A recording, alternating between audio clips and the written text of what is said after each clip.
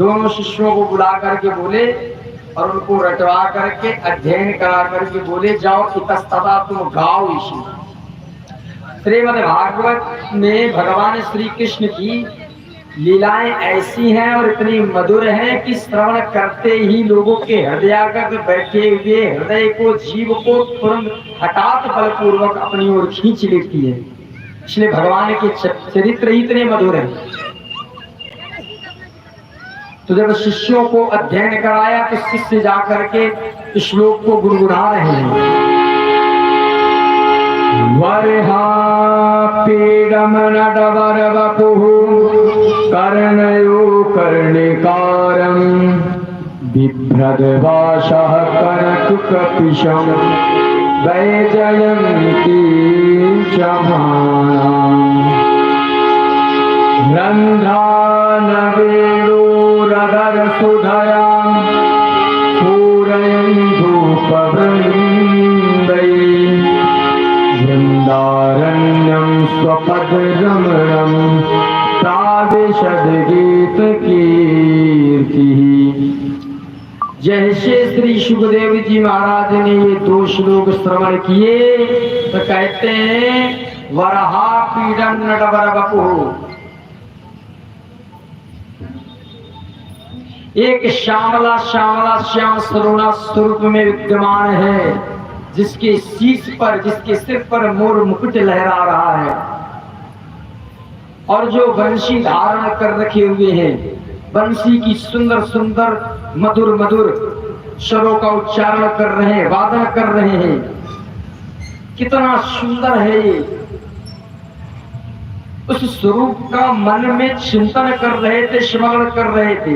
लेकिन श्री सुखदेव जी महाराज तो परमहंस ठहरे, तो उनके हृदय में एक ही बात आई कि जरूरी तो नहीं है कि जो इतना सुंदर हो, देखने में बहुत अच्छा लगता हो, उसका स्वभाव भी सुंदर हो। ऐसा तो नहीं है कि उसका स्वभाव भी सुंदर होगा। श्री सुखदेव जी महाराज के हृदय में खेद हुआ।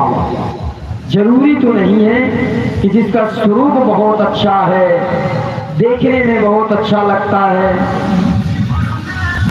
तो उसका स्वभाव भी अच्छा होगा। ये जो उनके अंदर मैंने संशय हुआ तो उन्होंने फिर उनके शिष्यों ने दूसरा श्लोक श्रवण कराया। अहो वकीया तनकालकूटं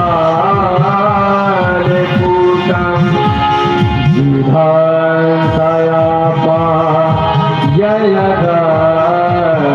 साध्वी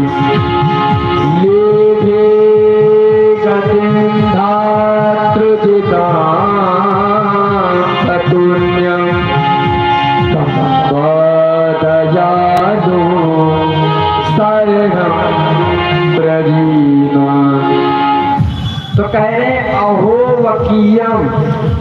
अभी पहले श्लोक में भगवान के स्वरूप का वर्णन किया। अब ये जो द्वितीय श्लोक है अहो वकीयम स्तन कालकूटम जिघांसया पाय यदापि साध्वी। ओहो, कितने आश्चर्य की बात है। अहो वकीयम, बकीयम का मतलब समझ रहे, बकासुर की बहन बकीय यानी पूतना।